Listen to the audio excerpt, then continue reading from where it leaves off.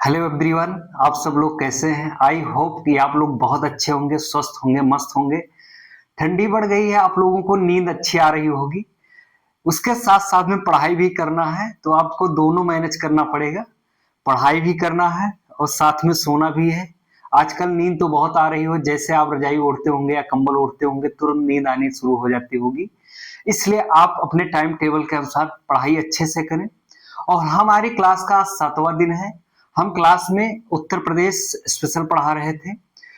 ये home guard का syllabus जो हम शुरू किए थे एकदम फ्री है आप सभी को लोगों के लिए। आप सभी लोग मेरे चैनल जीएस कर्मयोगी को अधिक से अधिक लोगों के पास शेयर करें, लाइक करें, सब्सक्राइब करें, ताकि अधिक से अधिक बच्चों को इसका फायदा मिल सके। हम आज बात करते हैं उत्तर प्रदेश के जलवायु का। हम जो आज 7वीं क्लास में बात करने वाले हैं वो उत्तर प्रदेश की जलवायु की बात करेंगे। उत्तर प्रदेश में जानेंगे कैसी जलवायु पाई जाती है, इसको हम पढ़ेंगे। ये बहुत महत्वपूर्ण टॉपिक है और आपके जिंदगी से भी रिलेटेड है, क्योंकि आपके जिंदगी में जैसे उतार चढ़ाव आते रहते हैं वैसे जलवायु में भी उतार चढ़ाव आते रहते हैं। तो आप सभी लोग अच्छे से पढ़ाई करिए। आइए देखते हैं, हम जानते हैं उत्तर प्रदेश की जलवायु कैसी है। उत्तर प्रदेश की जलवायु जो है उष्ण है। उष्ण मतलब गर्म है। उत्तर प्रदेश की जलवायु उष्ण जलवायु है। यह उष्णकटिबंधीय मानसूनी जलवायु वाले क्षेत्र में आता है। उत्तर प्रदेश में कैसी जलवायु पाई जाती है? उष्ण जलवायु पाई जाती है, यानी कि गर्म जलवायु पाई जाती है। यहाँ उष्णकटिबंधीय मानसूनी जलवायु पाया जाता है उत्तर प्रदेश में। आप सब लोग ये सब विशेष ध्यान रखिएगा। जो उत्तर प्रदेश में ऋतुएं हैं, समानतः 3 ऋतुएं पाई जाती हैं। उत्तर प्रदेश में जो ऋतु है वो समानतः 3 पाई जाती है। ये आपको जब से आप बड़े हुए होंगे अपने जीवन में अनुभव किए और देख भी रहे होंगे कि जाड़ा प्रेजेंट टाइम पे इस समय सर्दियों का मौसम चल रहा है, आपको खूब नींद आ रही है, अच्छे अच्छे खाना खा रहे हैं, पकौड़े खा रहे होंगे। बहुत पसंद करते हैं आप लोग अच्छा अच्छा खाना खाना सर्दियों में। तो जाड़ा, उत्तर प्रदेश में जाड़ा होता है। गर्मी, गर्मी से आप लोग बहुत परेशान रहते हैं। उत्तर प्रदेश में गर्मी होती, बरसात। उत्तर प्रदेश में जो 3 ऋतुएं हैं, जाड़ा, गर्मी, बरसात पाई जाती है। और हम जानते हैं कि जो जाड़ा है वो किस से कौन से महीने से कब तक होता है? जो उत्तर प्रदेश में जाड़ा है मतलब यानी कि सर्दी जो है वो आपकी मौसम हम बता रहे हैं, महीना बता रहे हैं। ये आपकी अक्टूबर से शुरू होती है और फरवरी तक चलती है। फिर गर्मी का मौसम जो है वो आपका शुरू हो जाता है मार्च से। मार्च से लेकर के और ये चलता है लगभग पूरा अक्टूबर तक। फिर अक्टूबर से, गलत बताया, सॉरी सॉरी, जाड़ा जो है अक्टूबर से शुरू होता है और फरवरी तक चलता है।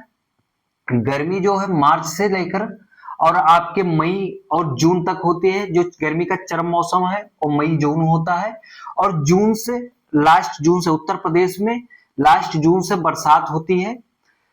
उत्तर प्रदेश में ग्रीष्म ऋतु में चलने वाली शुष्क यानी शुष्क हवाओं को क्या कहा जाता है? अगर वो आपके पेपर में पूछा जाता है उत्तर प्रदेश में गर्मी के महीने में चलने वाली शुष्क जो बहुत तेजी से हवाएं चलती हैं उसको हम लू कहते हैं। ये पेपर में आपके पूछा जाएगा, ये बहुत इंपॉर्टेंट है। अगर आपको साफ नहीं दिखाई दे रहा है तो आप शब्दों पर गौर करिएगा, 1 से 2 बार क्लास देखिएगा, आपको सारा समझ में आ जाएगा। इसमें इंक जो है, इंक सही से इस पे बोर्ड पे उतर नहीं पाई, इसलिए साफ नहीं दिखाई दे रहा, सॉरी। उत्तर प्रदेश में सर्वाधिक गर्मी कहाँ होती है? आइए हम जानते हैं उत्तर प्रदेश में सर्वाधिक किस जिले में होती है। आगरा में होती है और झांसी में भी होती है। आपको ये आंकड़ा मिलेगा। उत्तर प्रदेश में गर्मी का सबसे ज्यादा कहाँ होती है? आगरा और झांसी में होती है। तथा सबसे कम गर्मी जो है बरेली में और कहीं कहीं आंकड़े में मिलता है आपको गाजीपुर। तो आपके वो ऑप्शन पे निर्भर करता है, ऑप्शन में कैसे और क्या पूछा जाएगा। फिर हम उत्तर प्रदेश में जानते हैं वर्षा जो है, वर्षा जून से सितंबर माह के बीच में होती है, जो मुख्य रूप से दक्षिण पश्चिम मानसून के कारण होती है। लगभग 90% वर्षा दक्षिण पश्चिम मानसून के कारण उत्तर प्रदेश में होती है। सबसे ज्यादा बारिश जो है गोरखपुर में होती है। गोरखपुर में 184.7 सेंटीमीटर वर्षा होती है, जिसे उत्तर प्रदेश का चेरापूंजी भी कहा जाता है। भारत में सर्वाधिक वर्षा जो होती है वो चेरापूंजी में होती है, और उत्तर प्रदेश में सर्वाधिक वर्षा जो है गोरखपुर में होती है। इसलिए हम उत्तर प्रदेश के गोरखपुर को उत्तर प्रदेश का चेरापूंजी कहते हैं। अगर पूछा जाए आपके ऑप्शन में उत्तर प्रदेश का चेरापूंजी किस जिले को कहते हैं, तो आपका गोरखपुर सही होगा। सबसे कम वर्षा किस जिले में होती है, तो आइए हम जानते हैं मथुरा में होती है। मथुरा में वर्षा जो है वो 54.4% होती है, और 4 सेंटीमीटर होती है, 4 सेंटीमीटर होती है। उत्तर प्रदेश में बंगाल की खाड़ी से आने वाले मानसून से भी वर्षा प्राप्त होती है, अच्छी खासी वर्षा इससे भी होती है, लेकिन सबसे ज्यादा वर्षा जो होती है उत्तर प्रदेश में वो दक्षिण पश्चिम मानसून के कारण होती है। और अरब सागर से भी आने वाले मानसून से उत्तर प्रदेश में अल्प मात्रा में, बहुत कम मात्रा में बारिश होती है। फिर हम जानते हैं उत्तर प्रदेश की प्रमुख नदियां एवं उनके जल प्रवाह। तो आज हम सिर्फ इसमें नदियां पढ़ाना शुरू किए, उसमें सिर्फ गंगा नदी को पढ़ा पाए हैं। अगले क्लास में हम आपकी सारी नदियों को पढ़ाएंगे, सारी नदियों को खत्म कर देंगे। लेकिन उससे पहले हम जानते हैं जो गंगा नदी के बारे में कुछ जान लेते हैं। और उत्तर प्रदेश में जो है सर्वाधिक तापमान जो है वो बुंदेलखंड क्षेत्र में रहता है। अगर क्षेत्र विशेष पूछा जाए कि सबसे गर्म क्षेत्र कौन सा है, तो बुंदेलखंड है आपका उत्तर प्रदेश में। उत्तर प्रदेश की प्रमुख नदियां जो है और जल प्रवाह, उसमें हम बात करते हैं गंगा सबसे पवित्र नदी है, सबसे अच्छी नदी है। पौराणिक ग्रंथों के अनुसार गंगा सबसे पवित्र नदी मानी गई है, पूरे भारत की मानी गई है।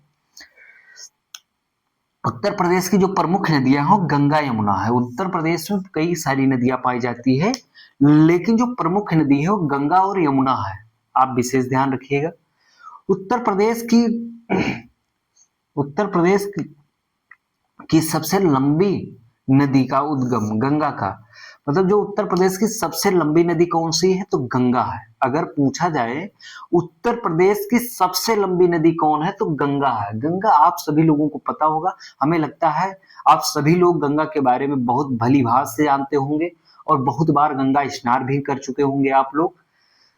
तो गंगा का उद्गम जो भागीरथी के रूप में उत्तराखंड के केदारनाथ के निकट गंगोत्री हिमनद यानी कि ग्लेशियर के गोमुख नामक स्थान से होता है। लोग बताते हैं गंगा का उद्गम जो है गोमुख से हुआ है, तो हम जानते हैं उत्तर प्रदेश की सबसे लंबी नदी गंगा का उद्गम भागीरथी के रूप में उत्तराखंड के केदारनाथ के निकट गंगोत्री हिमनद के गोमुख नामक स्थान से होता है। उत्तर प्रदेश में गंगा नदी बिजनौर जिले में प्रवेश करती है। उत्तर प्रदेश में जो गंगा नदी है उत्तराखंड से निकलती है, कहाँ, केदारनाथ के निकट गंगोत्री हिमनद यानी गंगोत्री ग्लेशियर के गोमुख नामक स्थान से निकलती है, और ऋषिकेश से होते हुए हरिद्वार आती हैं, और हरिद्वार होते हुए उत्तर प्रदेश के बिजनौर में, और वहीं से उत्तर प्रदेश से ही गंगा का मैदानी भाग, अगर पूछा जाए गंगा मैदानी भाग में कहां से प्रवेश करती हैं, तो बिजनौर से ही प्रवेश करती हैं। तो गंगा का जो प्रवेश है वो बिजनौर से करती हैं। बिजनौर से प्रवेश करते हुए उत्तर प्रदेश से प्रवाहित होते हुए गंगा उत्तर प्रदेश से होते हुए बिहार जाती हैं, बिहार से होते हुए पश्चिम बंगाल जाती हैं, पश्चिम बंगाल से होते हुए ये बांग्लादेश में चली जाती हैं। बांग्लादेश में गंगा को पद्मा के नाम से जाना जाता है, और फिर ये बंगाल की खाड़ी में अपना जल डिस्चार्ज कर देती हैं। गंगा नदी की कुल लंबाई अगर पूछा जाए कितनी है, तो 2525 किलोमीटर, यानी कि याद रखना 2525, यानी कि 2525 किलोमीटर। बहुत इजी है, ये आंकड़ा बहुत इंपॉर्टेंट है, इसलिए हम यहाँ पे IMP भी लिख दे रहे हैं, आप लोग नोट कर लेना। जैसे आज बोर्ड में साफ अगर ना दिखाई दे स्क्रीनशॉट लेने के बाद, तो हमारे शब्दों पे गौर करिएगा और एक नोट्स बना लीजिएगा आप सभी लोग जो पढ़ रहे हैं। गंगा नदी की कुल लंबाई 2525 किलोमीटर है।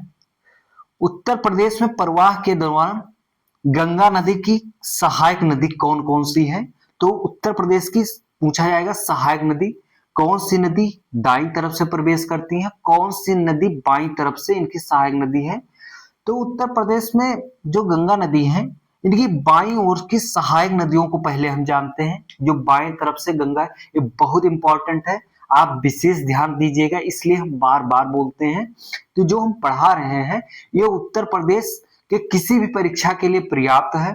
और ये जो पढ़ा रहे हैं बहुत बार पूछा गया, आप प्रीवियस ईयर क्वेश्चन पेपर उठा के देख लीजिएगा तो आपको समझ में आएगा कि ये क्वेश्चन बहुत बार पूछा गया है। और जब आप एग्जाम देकर बाहर निकलेंगे, विशेषकर उत्तर प्रदेश होमगार्ड के छात्र ध्यान देंगे, छात्र एवं छात्राएं विशेष ध्यान देंगे। जब आप पेपर देख के निकलेंगे, ये क्लास देखने के बाद देखकर अगर जाते हैं, तो एग्जाम हॉल से जब आप बाहर निकलेंगे तो आपको ये एहसास होगा कि कितनी बेहतरीन क्लास थी आपके लिए। अगर नहीं पढ़ेंगे तो आपको बाद में पछतावा रहेगा कि हमने क्यों क्लास मिस कर दी। तो इसलिए आप विशेष ध्यान दीजिए और क्लास को पढ़ लीजिए। उत्तर प्रदेश में प्रवाह के दौरान गंगा नदी के बाईं ओर से सहायक नदियां रामगंगा है। रामगंगा गंगा नदी में कन्नौज के पास मिलती है। घाघरा नदी जो है छपरा, बिहार के जिला छपरा में घाघरा नदी गंगा नदी से मिलती है। ये सब बाईं ओर की नदियां हैं। फिर गोमती जो है गाजीपुर में मिलती है। गंडक बाईं ओर से सहायक नदियां हैं गंगा की। कोसी महानंदा भी है, बागमती आदि।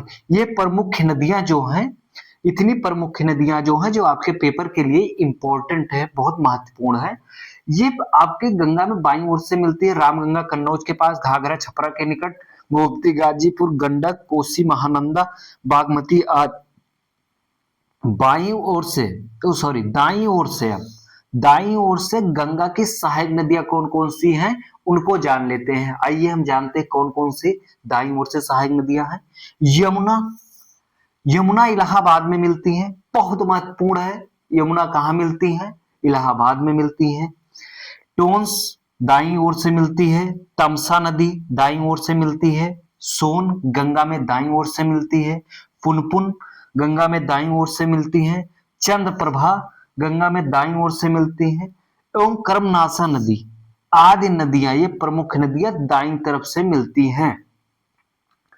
और पौराणिक नदी सरस्वती नदी और यमुना नदी, ये गंगा में इलाहाबाद में संगम के तट, जो संगम तट के नाम से पूरे विश्व में मशहूर है, जहां महाकुंभ 2025 लगा था, लगभग आप सभी लोग स्नान करने आए थे। वो पवित्र जो पवित्र स्थल है वो गंगा यमुना सरस्वती का मिलन होता है। वो पौराणिक स्थल है जिसमें यमुना और सरस्वती और गंगा का मिलन होता है। वहीं पे संगम तट है, वहीं पे स्थित है। और बाकी हम जो जानकारी है आपकी क्लास, अगली क्लास में हम नेक्स्ट क्लास में मिलते हैं। तब तक हम पीछे हट जाते हैं और आप स्क्रीनशॉट ले लीजिएगा। तब तक के लिए जय हिंद,